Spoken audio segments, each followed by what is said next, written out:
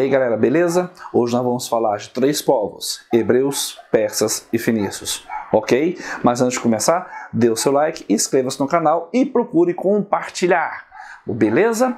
Gente, é o seguinte, quando falamos dessas três civilizações, hebreus, persas e fenícios, o que eu tenho que focar especialmente para eu, estudante, que estou pensando em fazer o Enem, fazer um vestibular?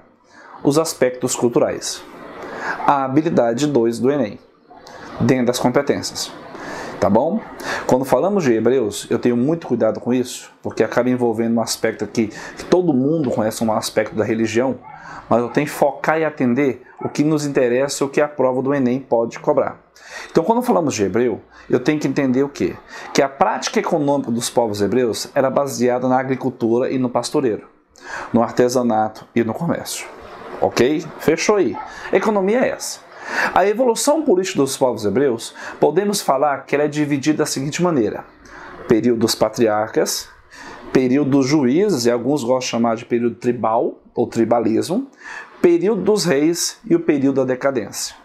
Ok? Essa é a evolução política dos hebreus.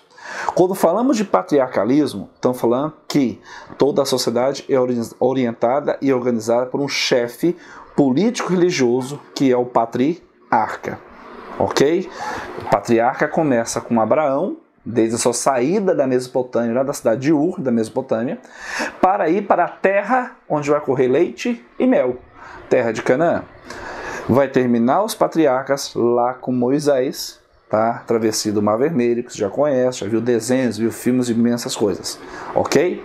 Mas esse período dos patriarcas é o período de formação em que o povo hebreu vai fazer uma aliança com o seu Deus.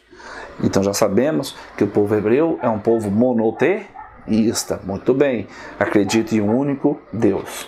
A principal fonte de estudo que nós temos em relação ao povo hebreu é a Torá, os 5 primeiros livros da Bíblia. Beleza?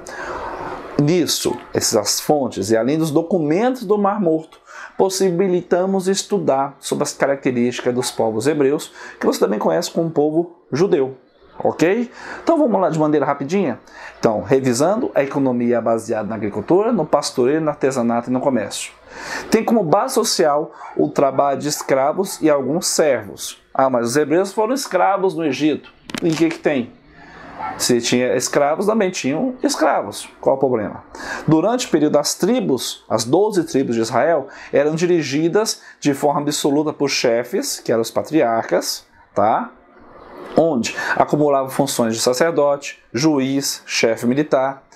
Tá? Mas a unificação desses povos vai ocorrer a partir de 1010 a.C., quando os juízes elegem para vigiar e cumprimento do culto à lei, quando inicia o período da monarquia. A partir de então, o rei vai gerar essa unidade dessas tribos, tá?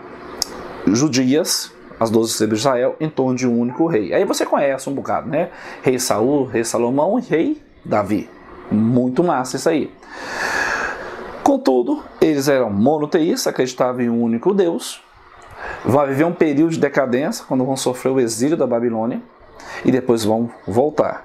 O que é interessante da cultura hebraica é a valorização e a sua fé que ela tem. Beleza? Quando saímos dos hebreus, olhamos na mesma região ao norte os povos fenícios.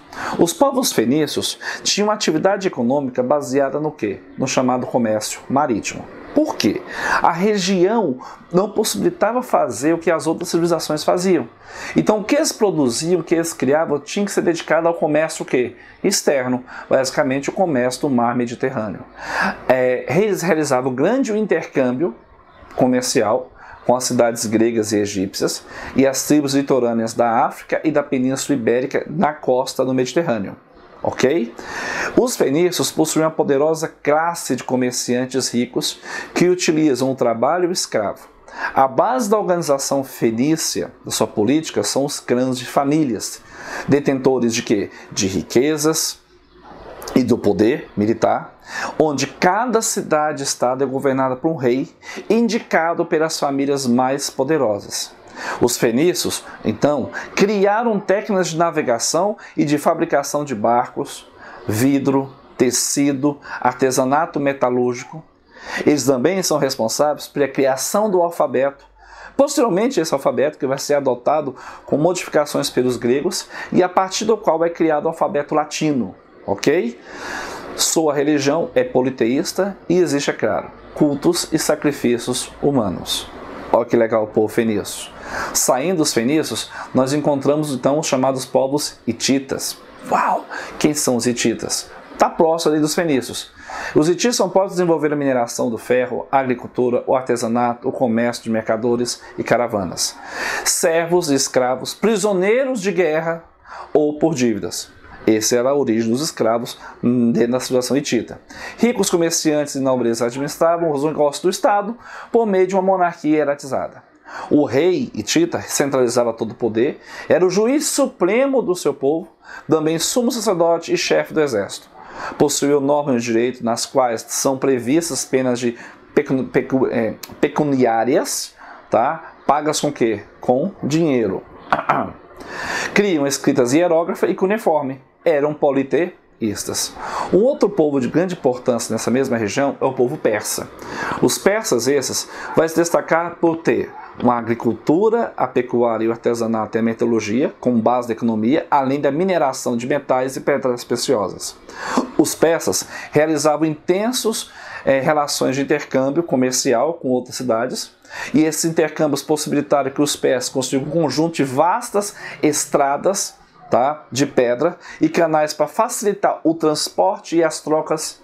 E esse transporte, as trocas e as informações eram feitas também através de correios a cavalo. Então o mensageiro ia de cavalo levar a mensagem para outra cidade. Então é responsável. Essa é uma origem do correio que nós temos hoje em dia. Os persas implantavam uma economia monetária, um sistema de pesos e medidas, isso é interessante, tá? E instituíam então impostos fixos. Na sua estrutura social, podemos falar que no topo está a nobreza territorial dos persas, militar e burocrática. Ferra. Criaram uma literatura diversificada, tá? Particularmente religiosa, sequestramentos do profeta Zaratustra, ou Zoroastro, que realiza importante reforma religiosa no século VI. A religião persa é marcada por um dualismo, onde eu tenho dois deuses, Ahura Mazda, o deus do bem, e Ahriman, o deus do mal. Você percebe então que essas civilizações, elas têm algo em comum, porque eu vou ter um processo de assimilação cultural entre elas. Ok? Gente, então hoje, uma aula mais curta, dicas sobre os hebreus, fenícios e persas. Posteriormente iremos aprofundar cada um delas. Mas o que te interessa nesse momento é essas características culturais e a contribuição cultural de cada uma delas para as sociedades contemporâneas. Até a próxima aula. Aqui é o professor Fernando e comigo, História é fácil. História é muito fácil. Até a próxima aula.